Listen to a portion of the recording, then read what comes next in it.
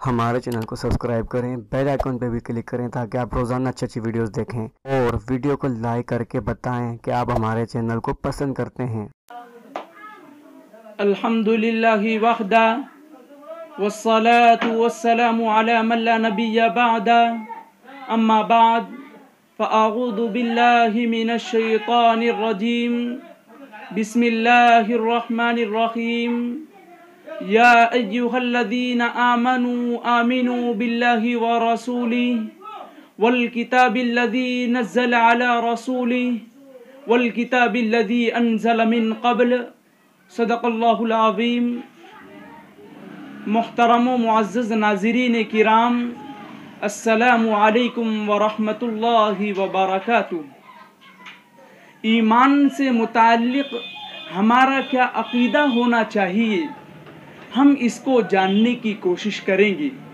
لہذا ایمان تب درست ہوتا ہے جب اللہ اور رسول اللہ صلی اللہ علیہ وسلم کو سب باتوں میں سچا اور پکا سمجھے اور ان سب باتوں کو مان لے۔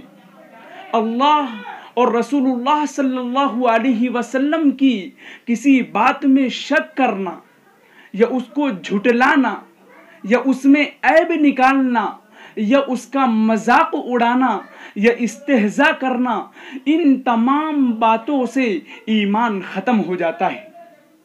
اسی طرح قرآن و حدیث کے کھلے کھلے مطلب کو نہ ماننا اور کھینچ تان کر کے اپنے مطلب کے مطابق معنی گھڑنا بڑی بددینی کی بات ہے۔ گناہ کو حلال سمجھنے سے ایمان ختم ہو جاتا ہے۔ گناہ چاہے جتنا بڑا ہو یا جتنا چھوٹا ہو، جب تک انسان اور آدمی اس کو برا سمجھتا رہے اس سے ایمان ختم نہیں ہوتا، ہاں البتہ کمزور ہو جاتا ہے۔ اللہ تعالیٰ سے نڈر ہو جانا یعنی گناہوں پر جرأت کرنا یا نا امید ہو جانا، یہ کفر ہے۔ کسی سے غیب کی باتیں معلوم کرنا اور اس پر یقین کر لینا، یہ بھی کفر ہے۔ اللہ تعالیٰ کے علاوہ کوئی غیب کو جان ہی نہیں سکتا، اللہ ہی عالم الغیب اور علام الغیوب ہے۔ ہاں البتہ نبیوں کو وحی سے اور ولیوں کو کشف اور الہام سے اور عام لوگوں کو نشانیوں سے بعض باتیں معلوم ہو جاتی ہیں۔